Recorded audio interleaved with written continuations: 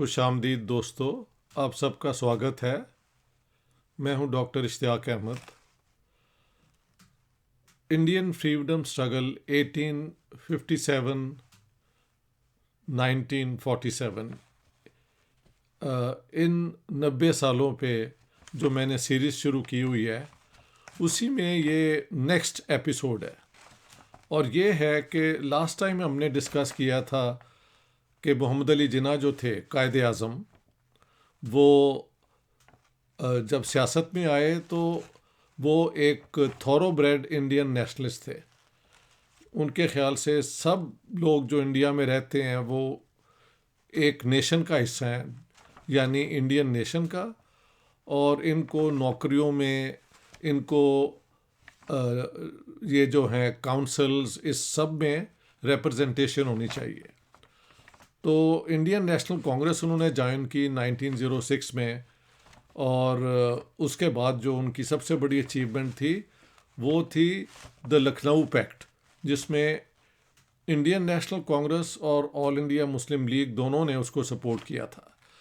Last time मुझसे एक गलती हो गई थी जब मैंने ये बताया था कि तिलक जो हैं, गंगाधर तिलक शायद उनका नाम है, महाराष्ट्रियन थे, कि उन्होंने इसको अपोज किया था। नो, आई वॉज रॉन्ग, उन्होंने सपोर्ट किया था बल्कि, और it was Pandit Malaviya who opposed it, so I confuse the two names. ये एक चीज़ करेक्ट करनी थी। आगे अब ये है कि जिन्ना साहब का ये अरूज है कि उन्होंने सबको मिला के लखनऊ पैक्ट मनवा लिया। उसकी जो डिटेल्स हैं वो आप मेरे लास्ट वीडियो में देख लें। दूसरी एक मुझसे गलती हुई थी कि मैंने कहा था कि जब ये 1905 का बंगाल पार्टीशन हुआ है तो भद्र लोग जो हैं, हिंदू अपर कास्ट जो लोग थे, उन्होंने उस पर बहुत क्या कहते हैं, रिएक्शन किया और टेररिज्म भी की अंग्रेज़ों के ख़िलाफ़। और मैंने कहा था कि लॉर्ड लिप्टन पे अटैक हुआ था, who was a viceroy. That is wrong. First of all I meant Lord Lytton, but उन पे नहीं हुआ। Viceroy Lord Hardinge, HARDINGE, इन पे 1912 में अटैक हुआ था, लेकिन वो बच गए थे। वो जिस हाथी पे जा रहे थे उस पे अटैक हुआ और लोग मारे गए, बट ही सर्वाइव्ड। तो ये दो चीज़ें मैंने करेक्ट करनी थी। अब Jinnah the Indian nationalist, Lucknow pact achieved, इसका एंटी क्लाइमेक्स क्या है? क्या वजह होती है कि जिन्ना साहब फिर ये कांग्रेस भी छोड़ जाते हैं और वो इंडियन नेशनलिस्ट भी नहीं रहते? उसमें मैं समझता हूँ कुछ तो पर्सनल वजह हैं।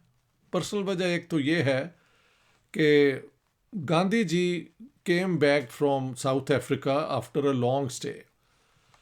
हाँ ठीक है, वो उससे पहले इंडिया आया करते थे while he was based in south Africa, और कांग्रेस के उन्होंने इजलास भी अटेंड किए, but from a side. He was basically in south Africa, जहाँ पे सब इंडियंस, मुसलमान, हिंदू, सिख, ईसाई, जो भी हैं, इंडियन ओरिजिन के जो लोग हैं, तमिल हों, गुजराती हों, पंजाबी हों, कोई भी हों, उनके जो राइट्स थे उनके लिए उन्होंने स्ट्रगल की, क्योंकि वहाँ पे एक वाइट रेसिस्ट किस्म की हुकूमत थी। जो लोकल वहाँ के लोग थे, अफ्रीकन, उनको तो बहुत मिसट्रीट करती थी। साथ साथ वो इन्हीं कलर्ड पीपल को भी एक लोअर कैटेगरी में रखती थी। तो गांधी जी के जो वो साउथ अफ्रीका में रोल है, वो उसकी फिल्में भी हैं, आप वहाँ पे देख सकते हैं। Now Gandhi returns to India in early 1915,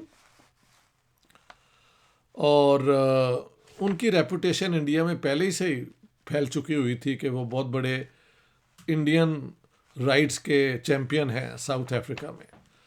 तो गुजराती लोगों ने, जो लोग गुजराती बोलते हैं जी, उन्होंने एक रिसेप्शन की, जहाँ पे रिसेप्शन का जो वेलकम एड्रेस होता है ना, वो मोहम्मद अली जिन्ना ने पढ़ा और उसमें उन्होंने गांधी जी की बहुत तारीफ़ की कि आपका काम जो है साउथ अफ्रीका में वो काबिल तारीफ़ है और आप वाकई एक जेन्युइन इंडियन नेशनलिस्ट हैं। ख़ासी तारीफ़ की गई बाई जिन्ना साहब। जब Gandhi ji got up to speak तो उन्होंने कहा कि मुझे बहुत खुशी है कि यहाँ पे ये सारे लोग इकट्ठे हैं और देखें एक मोहम्मदन लीडर भी यहाँ पे हमारे साथ हैं। अब जो मोहम्मद अली जिन्ना की सबसे मशहूर जो है बायोग्राफी वो स्टैनले वॉलपोर्ट एक अमेरिकन हिस्टोरियन की है। उनके मुताबिक Jinnah did not like that at all. उनका ख्याल था कि वो तो इंडियन लीडर हैं और वो तो एक सेकुलर इंडियन है, लेकिन गांधी जी ने उन्हें एक सिर्फ मोहम्मदन लीडर बना दिया है और उनका जो स्टेटस है वो डिमिनिश हो जाता है। खैर ये हुआ। उसके बाद 1917 में 17 में एक इजलास जो था कांग्रेस का हुआ जिसमें सारे ये लोग थे और वहाँ पे जब जिन्ना साहब बोलने के लिए खड़े हुए तो उन्होंने अंग्रेज़ी में बोलना शुरू कर दिया। गांधी और उनके जो सपोर्टर है उन्होंने उन्हें हैकल किया, शोर मचाया कि नहीं नहीं नहीं आप गुजराती में बोलें। And Jinnah didn't like it. खैर वो थोड़ी देर गुजराती बोले, फिर उनको दिक्कत हुई और उन्होंने अंग्रेज़ी में बोलना शुरू कर दिया। इन्होंने फिर हैकल किया। तो लगता है ये दूसरा क्लैश भी हो गया गांधी एंड जिन्ना का। इसके बाद ये है पर्सनल लेवल पे जब केमिस्ट्री नहीं मिलती और लीडरशिप दोनों एक दूसरे से यानी क्लैश कर रहे हों तो टेंशन तो पैदा हो जाती है। लेकिन कुछ चीज़ें हुई जो पर्सनल से ज़्यादा पॉलिटिकल और स्ट्रेटजी और टैक्टिक्स के मुतालिक थी, और वो ये थी कि देखे फर्स्ट वर्ल्ड वॉर के दौरान महात्मा गांधी ने इंडिया के अंदर और बाकी जगह पे रिक्रूटमेंट करवाई लोगों की कि आप फौज में जाएं और अंग्रेज़ों के लिए लड़ें। जिन्ना साहब ने उसमें कोई हिस्सा नहीं लिया। जिन्ना साहब स्टेड अवे। लेकिन ये फैक्ट है कि हिंदुस्तान के लोगों ने बहुत डोनेशंस दी ब्रिटिश वॉर एफर्ट के लिए। हाँ जी, कुछ ऑपोजिशन थी पंजाब के अंदर ये गदर पार्टी के सपोर्टर्स की, और कुछ शायद ये भदर लोग होंगे, but by and large the princess, the landlords, even I am sure the business people, उन लोगों ने डोनेशंस दी, पैसे दिए, ज्वेलरी दी वॉर एफर्ट में। और बेतहाशा लोगों ने वॉलंटरी जाके खुद फौज के अंदर रिक्रूटमेंट करवाई अपनी, और वो लोग जाके लड़े कई जगह पे। मिडल ईस्ट के अंदर, टर्की में जो गैलीपोली की मशहूर जंग है उसमें भी इंडियंस थे, और फ्रांस में लड़े और बेल्जियम में लड़े। तो इस हद तक the colonies were loyal to the British. इन हालात में सबका ख्याल था कि अब बरतानिया हमको रिवॉर्ड करेगा किसी तरीके से, कोई प्रोग्रेसिव रिफॉर्म्स आएंगे जिनकी वजह से सेल्फ रूल की तरफ कदम उठाया जाएगा। लेकिन ऐसे नहीं हुआ। इसके बरक्स अंग्रेज़ों ने राउलेट एक्ट्स, राउलेट बिल भी आप कह सकते हैं, टुगेदर इंट्रोड्यूस किया, जिसमें उन्होंने कहा कि अगर शक भी हो कुछ लोगों पे कि ये ब्रिटिश हुकूमत इंडिया में ख़त्म करना चाहते हैं, the legitimate government of his Majesty's government in India, colonial government, तो उसको अरेस्ट किया जा सकता है and without trial and so on. ये लोगों में फिर इस पे रिएक्शन हुआ कि भाई हम तो आपकी मदद कर रहे हैं, आप हमारे पे ड्रैकोनियन लॉज यानी वेरी रिप्रेसिव लॉज, किसी को भी आप शक पे पकड़ लें और उसको जो प्रॉपर ट्रायल प्रोसीजर है वो भी ना अवेलेबल हो, तो ये तो ज्यादती है। इस पे मोहम्मद अली जिन्ना कायद आज़म की एक बहुत ज़बरदस्त स्पीच मैंने कोट की है अपनी, Jinnah, his successes, failures and role in history जो किताब है, इसके अंदर वो पूरी स्पीच का वो एक्सेप्ट दिया हुआ है, जहां उन्होंने कहा है कि आप जो हरकतें कर रहे हैं, समझ आती है कि क्यों आयरिश भी आपके ख़िलाफ़ हैं और बाकी भी, कि आप जो कॉलोनीज़ हैं और जो सब्जेक्ट पीपल हैं उनको मिसट्रीट करते हैं। वैसे आप कहते हैं रिप्रेजेंटेटिव गवर्नमेंट, रिस्पॉन्सिबल गवर्नमेंट हम सिखा रहे हैं। ये किस्म की रिस्पॉन्सिबल गवर्नमेंट है कि आप बजाय ज़्यादा सेल्फ रूल देने के आप रिस्ट्रिक्शंस लगा रहे हैं। इस पर गांधी जी ने जो रद्द अमल दिया, उन्होंने और एक्सट्रीम मेजर्स लिए कि हम नॉन कोऑपरेशन शुरू कर देंगे। नॉन कोऑपरेशन में एक बहुत लंबा चौड़ा प्रोग्राम बनाया गया कि we will not buy British goods, British cloth, British things. उनके जॉब्स हम रिज़ाइन कर देंगे, उनके टाइटल दिए हुए हम रिज़ाइन कर देंगे। जब ये उन्होंने ये हरकत की, अपना मूवमेंट, ये रेजोल्यूशन लाए, तो ज़्यादा सपोर्ट नहीं कांग्रेस में मिली स्वाय सिंध से। एवरीबॉडी अपोज्ड जिन्ना साहब। वो जो हैं मोहम्मद अली जिन्ना 1920 में उन्होंने इसको अपोज किया। जब ये किया गया तो वहाँ पे जो लोग आए हुए थे उसमें थोड़ी सी बैकग्राउंड खिलाफत मूवमेंट की भी है, लिहाजा बाद में इस पे बात करते हैं। लेकिन क्लैश अब क्या हो रहा है? जिन्ना साहब ने तकरीर की कि ये गलत है, हुआ है जो आपने किया, लेकिन he wanted to remain in the legislative assembly and protest British policies denying self-rule. Gandhi wanted to take this into the streets, mobilize people, and try to force the British to concede them more self-rule. यहाँ पे clash है, और ये clash बाद में फिर एक बहुत बड़ा क्लैश बन गया। हुआ क्या कि देखें, पहले राउलेट एक्ट्स आए, फिर जब उस पर ये मैस मूवमेंट हुई तो पंजाब में उस पर बहुत असर हुआ और लोगों ने यहाँ पे एजिटेशन शुरू कर दी। एजिटेशन शुरू हुई तो उसके बाद जलियांवाला बाग की ट्रेजेडी हो गई।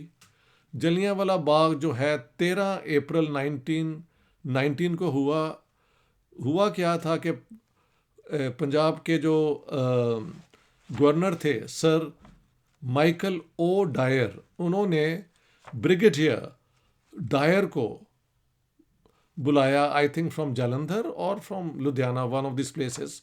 किताब में सारा कुछ है कि आप अमृतसर आए, वहाँ पे शोर ज़्यादा मच रहा है। अमृतसर में जब वो आने से पहले ये हुआ था कि Gandhi ji was coming to Punjab और उनको ट्रेन से उतार लिया गया and he was not allowed to enter Punjab. इस पर अमृतसर के दो यंग जो लोग थे, डॉक्टर सत्यापाल और डॉक्टर सैफुद्दीन किचलू, एक मुसलमान एक हिंदू, इन्होंने प्रोटेस्ट किया और इनको अरेस्ट कर लिया गया। जब उनको अरेस्ट किया गया तो वहाँ पे लोगों ने एजिटेशन करते करते थोड़ी सी वायलेंस भी की और चंद यूरोपियन मार दिए, ब्रिटिश ही होंगे, और एक मिशनरी औरत को शायद फिजिकली वायलेट भी किया गया।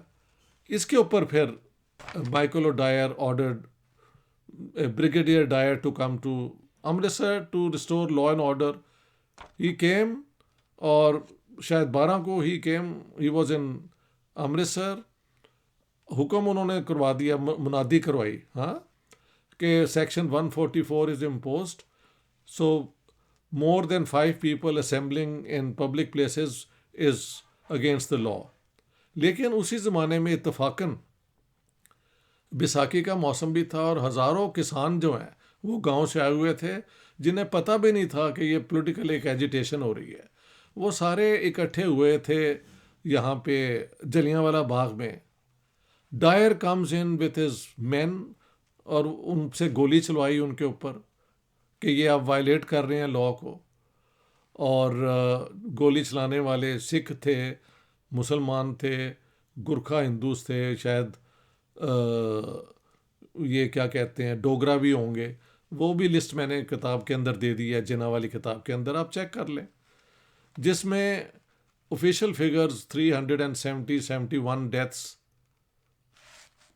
ये पीसफुली लोग वहाँ पे इकट्ठे थे, गोली ये चलाने की कोई बुनियाद नहीं थी। जो वायलेंस हुई थी वो 5-6 लोग मारे गए थे, ये अंधाधुंध फायरिंग की गई मशीन गन से और राइफल से।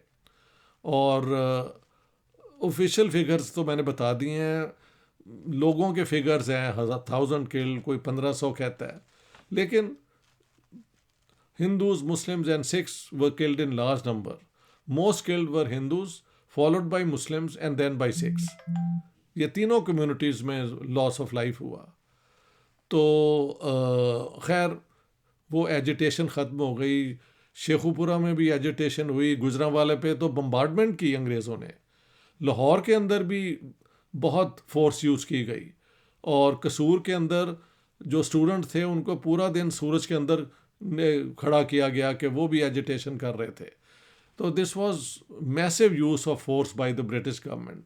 अब एक बात है कि जब उन्होंने की फोर्स यूज़, तो थानेदार, पुलिसमैन, बाकी लोग जो ये इम्पोज कर रहे थे ब्रिटिश गवर्नमेंट के ऑर्डर्स को, वो तो हमारे लोकल लोग थे। और ये इंडिया की आज़ादी में एक बात नहीं की जाती कि बहुत लोग अंग्रेज़ों के साथ ही रहे, despite Gandhi ji and then Muslim League and others agitating Bhagat Singh, for some reason, because of caste and religion and language and ethnicity, India में एक यूनाइटेड फ्रंट अंग्रेज़ों के ख़िलाफ़ कभी नहीं बन सका। इसमें मेरे दोस्त हैं प्रोफेसर भगवान जोश, डॉक्टर भगवान जोश, उनकी किताबें हैं ऑन द कम्युनिस्ट मूवमेंट, जिसमें ये पीरियड भी उन्होंने कवर किया है कि अंग्रेज़ों के ख़िलाफ़ कोई इतना बड़ा यूनाइटेड फ्रंट नहीं बन सका। स्वाय गांधी जी ने लोगों को मैस मूवमेंट के लिए तैयार किया। वहाँ पे भी फिर बाद में कल्चर के ऊपर मुस्लिम वर्सेस हिंदू पे जो झगड़ा पड़ा, will come to that later, ठीक है। साथ साथ एक और मूवमेंट भी शुरू हुई 1919 में, खिलाफत मूवमेंट शुरू हो गई। खिलाफत मूवमेंट क्या थी? देखें, उस ज़माने में बाकी सारी दुनिया में मुसलमानों की हुकूमतें जो हैं वो यूरोपियन पावर्स ने ख़त्म कर दी थी। सिर्फ टर्की के अंदर एक ऑटोमन एम्पायर थी जो कि 18th 19th सेंचुरी में कॉन्ट्रैक्ट होते होते होते सिर्फ मिडल ईस्ट में और ये जो टर्की आज का है यहाँ पे तकरीबन रह गई थी। वहाँ पे भी अंग्रेज़ों ने अरबों को मिला लिया था अपने साथ, और एक अरब रिवोल्ट भी हुआ था ऑटोमन टर्की के साथ। Ottoman Turkey fought in the Second World War on the side of Germany and Austria. All three were defeated. उसके बाद the British and the French and जो बाकी थे अमेरिकन्स भी आ गए थे, उन्होंने ऑटोमन एम्पायर की डिसमेंबरमेंट शुरू कर दी, उनके इलाके लेने शुरू कर दिए। जर्मन एम्पायर का भी सत्यानाश हो गया। ऑस्ट्रो हंगेरियन एम्पायर भी अबॉलिश कर दी गई, वहाँ पे नए मुल्क बन गए। और मिडल ईस्ट में जो हुआ ये था कि जब ये जंग शुरू हो रही थी या जंग होने वाली थी, तो अंग्रेज़ों को एक डर था कि यार हमारी तो फ़ौज में हज़ारों ये मुसलमान हैं, और मुसलमान हमारे सब्जेक्ट्स जो हैं वो अगर जंग होती है तो वो क्या फील करेंगे, फाइटिंग अगेंस्ट द ओन सुल्तान। सुन्नी मुसलमानों के तो सुल्तान ऑटोमन टर्क गिने जाते थे। तो उन्होंने फतवा लिया, बरेलवी जो देखें सुन्नी मेजॉरिटी है हिंदुस्तान, पाकिस्तान की, बांग्लादेश की, about 80 to 85% of the people who are Muslims in this subcontinent are Sunnis, 15% are Shias. Shias में एक मेन सेक्ट है जो ईरान वाला है, इराक वाला है, जो मातम करते हैं। बाकी इस्माइली हैं और बोरा हैं और शायद कुछ और ग्रुप भी होंगे। हाँ जी, इन 85% में सिम्बॉलिकली द सुल्तान और the Khalifa was considered a spiritual head. तो इसके ऊपर मुसलमानों में वाकई एक फीलिंग थी कि ये गलत हो रहा है, क्योंकि जंग में जब ये फतवा उन्होंने ले लिया, ये बात एम्फसाइज करने वाली है, तो जो रेडिकल मुस्लिम्स थे, जिनमें देवबंद के कुछ लोग थे और इंटेलेक्चुअल्स भी आप कह सकते हैं, हुसैन शहीद सोहरावर्दी वॉज नो मुल्ला, वो बंगाल से, चौधरी खलीकुज़्ज़मान यूपी से, वो भी कोई मौलवी नहीं थे, वॉज अ रेगुलर इंटेलेक्चुअल, ज़िम्मेदार थे छोटे मोटे, और इनका स्टेटस था यूपी के अंदर। ये सारे लोग खिलाफत को बचाने के लिए आए, और तो और मौलाना अबुल कलाम आज़ाद भी उसके हक़ में थे। इसे कहते हैं पैन इस्लामिज़म, कि मुसलमान जो हैं इंटरनेशनली भी एक एग्जिस्टेंस रखते हैं। जैसे एक ज़माने में कम्युनिस्ट इंटरनेशनली सोवियत यूनियन और चाइना को सपोर्ट करते थे, वियतनाम को करते थे, क्यूबा में उनकी इंटरेस्ट होती है। ये इंटरनेशनल आउटलुक वाले मूवमेंट्स हैं, कम्युनिज्म भी और इस्लाम वाली मूवमेंट भी जो बनी। तो उन्होंने इसको अपोज किया, और उन्होंने देखे मुस्लिम लीग क्योंकि एक एलीट लॉयलिस्ट पार्टी थी, इसमें 2-3 पोजीशंस बनी। एक वो लोग थे जो वाकई गांधी जी के साथ नॉन कोऑपरेशन के हक़ में थे। एक लोग थे कि उन्होंने कहा नहीं जी, हम ये नहीं, इसको छोड़ें, we'll cooperate with the British. Third group था जिना वाला, कि we neither join actively, although Jinnah said के नॉन कोऑपरेशन ही तरीका है अंग्रेज़ों को अब मनवाने का, लेकिन जो आप कर रहे हैं कि एजिटेशन और ये, इसके मैं ख़िलाफ़ हूँ, we will do it in the assemblies. साथ साथ उन्होंने कहा कि नॉन कोऑपरेशन ठीक, but we will not take part in the agitation launched by the Khilafat movement. Khilafat उन्होंने फिर जाके गांधी जी के पास गए कि देखें, इस मौके पे आप हमारी मदद करें, और हिंदू मुसलमान दोनों मिलके हिंदुस्तान की सेल्फ रूल के लिए भी, और मुसलमानों की जो ये ऑटोमन एम्पायर को बचाने के लिए जो मूवमेंट है, उसमें आप हमारा साथ दें। तो at that moment Gandhi ji ने जो सपोर्ट किया वो बिल्कुल मुनासिब था। अगर हिंदुस्तान की आज़ादी की बात हो सकती है, तो हिंदुस्तान के मुसलमान अगर टर्की के अंदर ऑटोमन एम्पायर को बचाने के लिए बात करते हैं, तो जो हिंदू ब्रेदरन है वो क्यों सपोर्ट नहीं कर सकते? तो गांधी जी को सपोर्ट, देखें, the Muslims came to Gandhi ji didn't go to them. हाँ, जिन्ना साहब का खिलाफत मूवमेंट पे क्या रोल था? ये पाकिस्तान में बेताशा डिस्टॉर्शन और झूठ बोला जाता है। किताब में मैंने एविडेंस दे दिया और उसके बाद ये चुप हो गए हैं। 1919 में Jinnah Quaid e Azam went in a delegation of the Muslim League to Britain, और वहाँ पे उन्होंने अखबारों में बयान दिए, ये दिए कि आप ऑटोमन एम्पायर को ख़त्म ना करें, कम से कम मिडल ईस्ट के अंदर जो होली साइट्स हैं मुसलमानों की, वो ऑटोमन सुल्तान के पास ही रहनी चाहिए। लेकिन द ब्रिटिश डिडंट पे एनी हीड। फिर 1920 में एक तकरीर है जो मैंने कोट की है कायदे आज़म की, उसमें उन्होंने कहा है कि पहले इन्होंने राउलट एक्ट्स लाए, अब ये स्पॉयलेशन ऑफ ऑटोमन एम्पायर में इन्वॉल्व हैं ब्रिटिश, और ये खिलाफत को भी ख़त्म करना चाहते हैं।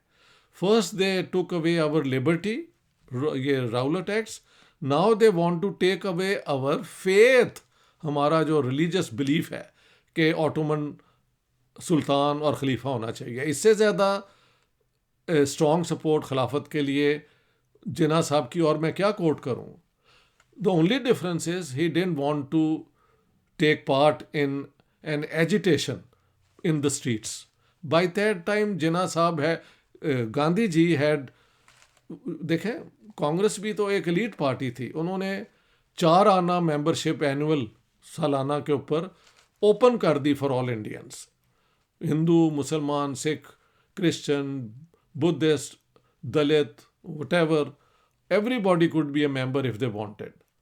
ठीक है, 1909 के बाद मुसलमानों को सेपरेट इलेक्टेड और वेटेज देने से एलीट मुस्लिम्स को उन्होंने अलग कर लिया था, लेकिन जो मैस लोग थे वो तो इस मूवमेंट में पैन इस्लामिज़म की तरफ अट्रैक्ट करते थे और कांग्रेस के साथ भी थे। तो ये इस किस्म की डेवलपमेंट्स हुई। फिर 1920 में नागपुर में जो सेशन हुआ, वहाँ पे जिन्ना साहब है न्यूली मैरिड, अपनी वाइफ को लेके आए हुए थे, और वहाँ पे जब वो तकरीर करने के लिए खड़े हुए तो उन्होंने कहा mister Gandhi and mister Mohammad Ali. तो गांधी जी के सपोर्टर्स ने शोर मचाया, नो से महात्मा गांधी। और मौलाना मोहम्मद अली जौहर के फोर्टर्स ने एजिटेशन की कि नो से मौलाना मोहम्मद अली, लेकिन जिना रिफ्यूज्ड। इस पे और शोर मचा। सो जिना साहब walked out of the Nagpur session and that's the end of his membership of the Indian national Congress. अब इस पे सवाल ये होता है कि क्या खिलाफत मूवमेंट कोई मौलवियों की मूवमेंट थी कि उसके बाद इस्लाम पॉलिटिक्स में आ गया? ये बिल्कुल बकवास है। मुझे कोई एविडेंस दे कि उसके बाद ये मौलवी जो हैं ये परमानेंटली सियासत में एक एक्स्ट्रा फैक्टर के तौर पे रहे। Not at all. बल्कि जमीयत उलमा हिंद जो बनी 1919 में, हाँ जी, और अब्दुल कलाम ये जो हैं अब्दुल गफ़ार ख़ान जिन्होंने खुदाई खिदमतगार पार्टी बनाई, और पंजाब के अंदर मजलिस अरार बनी जो भी इस मूवमेंट में थी, और बाकी इलाकों के जो एंटी इम्पीरियलिस्ट मुसलमान थे वो सारे तो कांग्रेस के साथ आ गए, कांग्रेस का हिस्सा बन गए। ये सब बकवास है। मौलवियों को दोबारा जिना साहब लेके आए 1945, कुछ लोग कहते हैं 1937 के बाई इलेक्शंस में, बट मोर इम्पॉर्टेंटली वो बाई इलेक्शन तो यूपी में हुए। यूपी में पाकिस्तान थोड़ी बनना था, वो तो 45-46 की मूवमेंट जब शुरू हुई है, और दोबारा बरेलवियों को लेके आए हैं Jinnah sahab. Why he did that, at what point, what happened, we'll have to cover all that. लेकिन याद रखें कि खिलाफत मूवमेंट जो थी वो हिंदुस्तान के मुसलमानों की मूवमेंट थी इन सॉलिडेरिटी विद द टर्क्स, जिसको बरेलवियों ने और पंजाब के पीरों ने और यहाँ के बरेलवियों ने सपोर्ट किया था कि अंग्रेज़ों की फ़ौज में आप हिस्सा लें। तो मुसलमान डिवाइड भी हुए थे। देवबंदी खिलाफ थे उस जंग में सपोर्ट के, जिसको गांधी जी ने सपोर्ट किया, और गांधी जी के पास मुसलमान आए थे। ये सारी चीज़ें आप जेन में रखें। अब एक और सवाल लोग करते हैं कि जी फिर अतातुर्क ने तो खिलाफत ख़त्म कर दी थी। ये भी आज मैं एक्सप्लेन कर दूं। देखिए, खिलाफत जो एक इंस्टीट्यूशन है, spiritual head of the Muslim world, वो सिर्फ सिंबॉलिक था। मुग़ल दौर में और Tipu Sultan when he became the king, तो उन्होंने वहाँ से एक फरमान लिया था कंफर्मिंग कि टीपू सुल्तान और द मुग़ल एम्परर और ये जो हैं ये खलीफा की जो ओवरलॉर्डशिप या सिंबॉलिक उसको मानते हैं। लेकिन by the time of the 20th century, the Khalifa was in no position to exercise any influence outside his own empire, जो कि सिर्फ रिड्यूस होते होते मिडल ईस्ट में रह गई थी, और जो आज का टर्की है वहाँ पे थी। तो क्या हुआ कि 1919 में, ये याद रखें, जब ऑटोमन टर्की जंग हार गए, हाँ जी, तो ख़ास तौर पे बरतानिया ने, लॉयड जॉर्ज प्राइम मिनिस्टर ने, and the French and the rest, they forced the sultan to agree कि ये जो है ना आज का टर्की जिसमें ये आ जाता है, ये सारा एशिया माइनर और ये इलाके उन्होंने ग्रीस को दे दिए under the treaty of serves. कुछ इलाके फ्रेंच ने ले लिए, कुछ बरतानिया ने ले लिए, कुछ और ऐसे पावर्स को दे दिए गए, और टर्की को रिड्यूस करके सिर्फ इस्तंबुल में सुल्तान का जो है था प्रेजेंस, और एक स्ट्रिप नैरो सी दे के एनाटोलिया में जहाँ पे कोनिया है, जहाँ पे मज़ार है जलालुद्दीन रूमी का, वहाँ पे ले गए। बाकी सारा टर्की उन्होंने अपने आप में बांट लिया, ये विक्टोरियस पावर्स ने। तो उस मौके पे जनरल गाजी मुस्तफ़ा कमाल पाशा, जिन्होंने गैलीपोली में जो जंग हुई थी अंग्रेज़ों को डिफीट किया था और चर्चिल को वहाँ पे मुंह के खानी पड़ी, हाँ जी, ही वॉज द हीरो। उन्होंने कहा कि हम ये जो है ना ट्रीटी ऑफ सर्व्स को नहीं मानते, तो हम एजिटेट करके जो कम से कम टर्किश इलाके हैं जहाँ पे टर्किश स्पीकिंग लोग हैं, वो हम रखेंगे। तो एक जंग शुरू हुई जो started in 1919 and it continued in 1923, जिसमें सिर्फ सोवियत यूनियन ने, जो कि अंडर मार्शल स्टालिन, उन्होंने सपोर्ट किया अतातुर्क को, बाकी सारी दुनिया ने अपोज किया। हिंदुस्तान के मुसलमान भी डिवाइड हो गए। कुछ लोग जो राइट विंग के मुसलमान थे, मोहम्मद अली जौहर और उनके भाई और ये वो सुल्तान के हक में आ गए। और जो लोग अतातुर्क के साथ आए उनमें मौलाना अबुल कलाम आज़ाद थे, जिनका मैंने जिक्र किया अपनी किताब में। हुआ क्या कि जब उन्होंने देखा कि ये तो रेजिस्टेंस हो रही है और टर्की जो है उसकी टेरिटरीज जो वो दे रहे हैं बाकी हुकूमतों को, वो टर्क्स जो हैं रेजिस्ट कर रहे हैं, पूरी वॉर ऑफ इंडिपेंडेंस हुई, हज़ारों लोग मारे गए उसके अंदर, 3-4 साल ये जंग होती रही। तो उन्होंने फिर आगा खान जो इस्माइली सेक्ट के हेड थे, शिया सेक्ट के, उनसे ख़त लिखवाया। और सैयद अमीर अली जो एक जज थे आई थिंक कैलकाटा में या ढाका में, उनसे ख़त लिखवाया। Syed Ameer Ali was a Shia, regular Shia, मातम करने वाले, and Aga Khan was the head of the Ismaili Shias.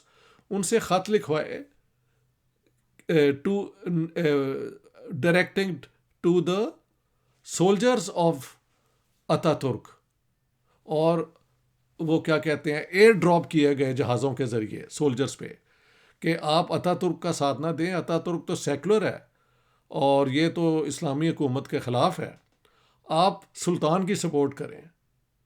तो फिर एक फतवा मौलाना अबुल कलाम आज़ाद का है कि नहीं, आप अतातुर्क की सपोर्ट करें, क्योंकि Ataturk is fighting for the independence of Turkey.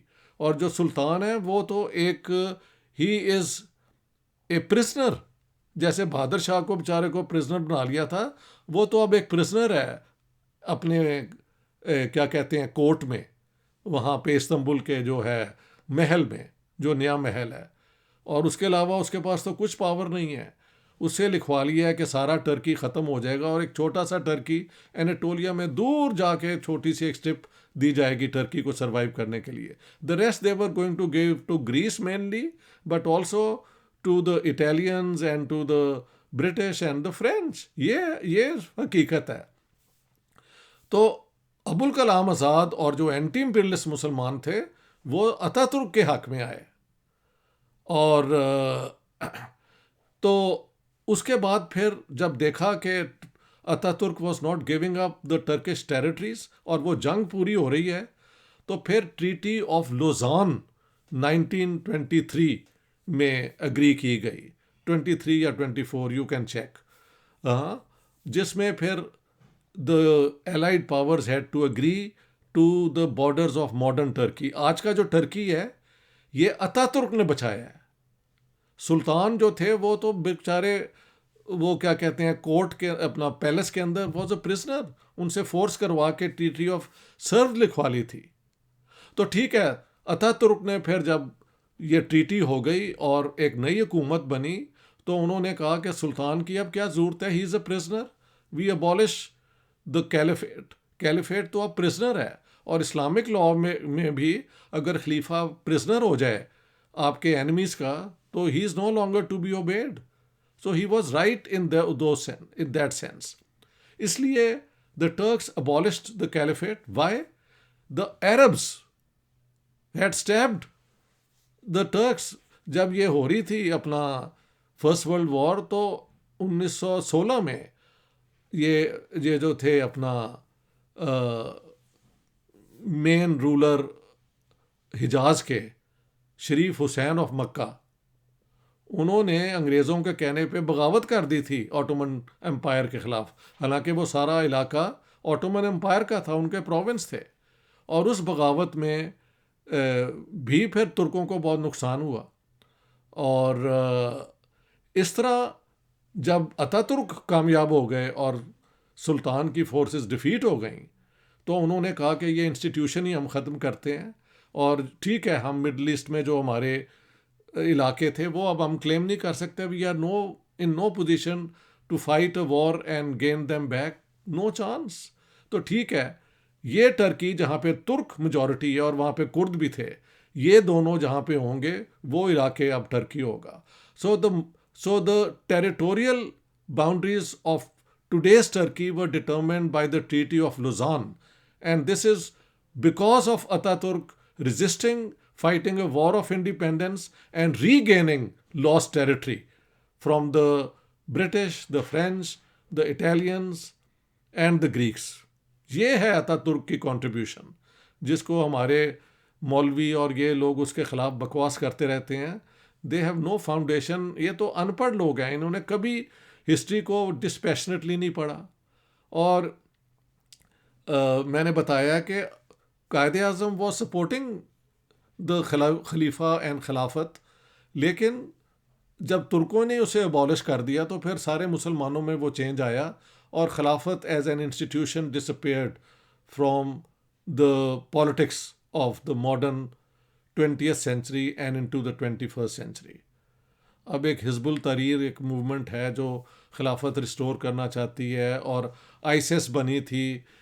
These are all defeated movements trying to re establish the Khalifa.